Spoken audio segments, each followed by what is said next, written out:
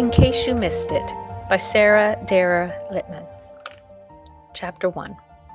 It's possible that there are more irrational, irritating parents on the planet than mine, but if you ask me what the probability of that is at this particular moment, I'd say it's 0.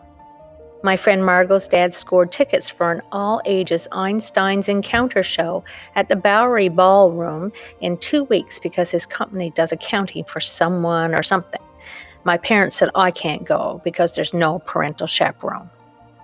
Never mind that I'm 16, taking my driving test in 3 weeks and have gotten practically straight A's, only 3 A minuses and a B plus, since I started high school. I'm like a poster child for responsibility.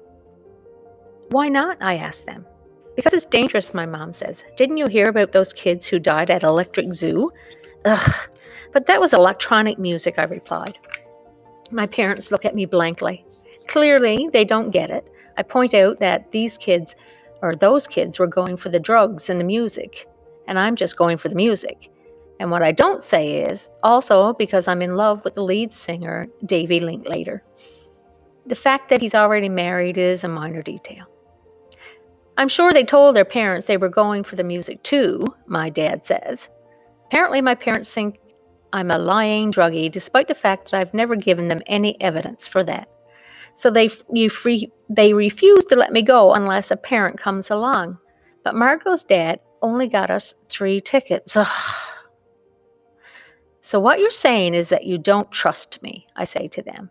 God, even I can hear how much a cliche I sound like, but seriously.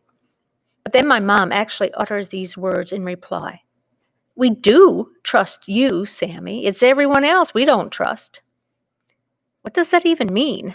Am I supposed to live in a bubble for the rest of my life because they don't trust everyone else?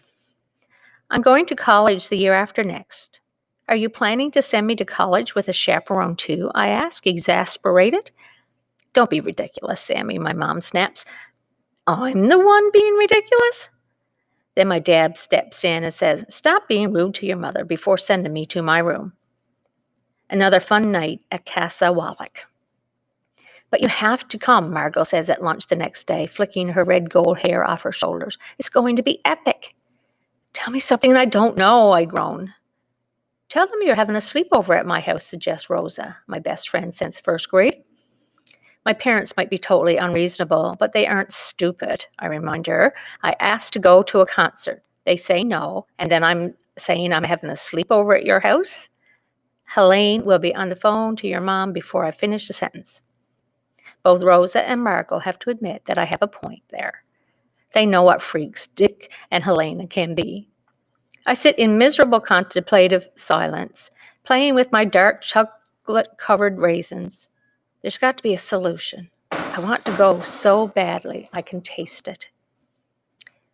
What about if you said you were having a study sleepover for APs or something? Rosa says slowly, fixing her dark brown eyes on me thoughtfully. At someone's house that they don't know that well. My parents are so obsessed with me doing well on APs that they might actually buy that. I feel a tiny flicker of hope that maybe, just maybe, this could work. I'll ask Mom before SAT prep tonight, I say. She has to say yes, Rosa says. Las tres amigas need to go to this concert together. As I head to AP Stats, I see Jamie Moss standing at the end of the hall, leaning up against a locker, looking totally hot as usual. His dark hair hangs below his collar because it's lacrosse season, and he's got to have the right lax flow. His words, not mine, but hard to disagree. Meanwhile, his muscles are set off to perfection by his Brooklyn Blue Devils t-shirt. Unfortunately, he's talking to Geneva Grady, who, according to popular opinion, is considered to be pretty hot. I guess she is, if you like blonde-haired, blue-eyed, super skinny girls who hang on your every word if you're a guy, but ignore you if you're a girl. I will seriously die if he likes her. It's no secret that Geneva likes him. She keeps touching his arm every 30 seconds like she owns him. When they're not even dating, I would have heard. Plus, the minute he sees me, he pulls his oh-so-hot body off the locker and says, "Hey, Sammy, what's up?" with the cutest grin. Forget solar panels. His smile is a legit alternative energy source. If looks could kill, however, I'd be 6 feet under after the one Geneva just shot me. Nothing much, I say, flashing Jamie my brightest smile, which admittedly is many lumens dimmer than his. Hey, Geneva, I'll see you in class, he tells her in obvious dismissal. She doesn't take it well, turning on her heel and marching away with a parting death glare at me.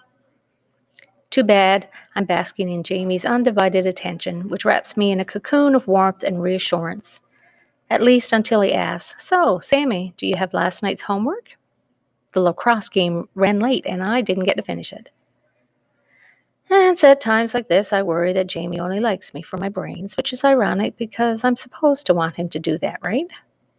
But I want him to like me for being a girl, too. I can't see him inviting me to the prom solely on the basis of my amazing math skills. Reluctantly, I take my homework out of my backpack and hand it to him so he can copy my answers. Did you win? I ask. What? He's busy copying all my hard-figured problems onto his blank paper. He didn't even start his homework, much less finish. Did you win the game? Oh, yeah, he says, copying furiously. We killed them, 5-1. He actually stops for a moment and looks at me. His eyes, they're like glazing into a midsummer sky on a perfect beach day. They're like gazing into a midsummer sky on a perfect beach day. You should have come to the game, he says. It was at home. I couldn't. I have to look away because I'm embarrassed suddenly by how nerdy what I'm going to say next will sound. I had a Lighthouse Book Club meeting. I can't believe you go to a club to read more books, he says, going back to copying. I can barely get through the ones I have to read for school. These are fun books, I say, and it's not like we have to analyze them to death for symbolism or write 5-page essays like for a class. Come to the game next time, he says. Where's your school spirit? I swallowed a question that nearly escapes. Where's the rule that says my school spirit is defined by attendance at sporting events? I have a funny feeling that's not the kind of speech that will encourage a date to the prom. Instead, I mutter, maybe. Let me know when you've got another home game. Jamie flashes me one more adorable grin and hands me back my homework. Sure thing, he says, and thanks. I get kicked off the team if I don't keep my grades up. So why don't you do your homework? I wondered as we walked into class together. But the strange, smug feeling I get from the annoyed look on Geneva Grady's face pushes that thought from my mind.